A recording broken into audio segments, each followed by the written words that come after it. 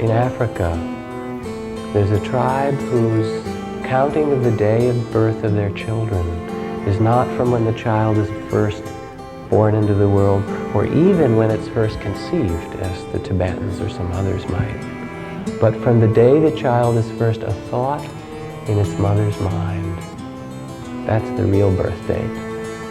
And this woman who says, I'm going to have a child with a particular man, and she knows that intention to be true, then goes and sits under a tree out in the field and waits until she can hear the song of the child that wants to be born.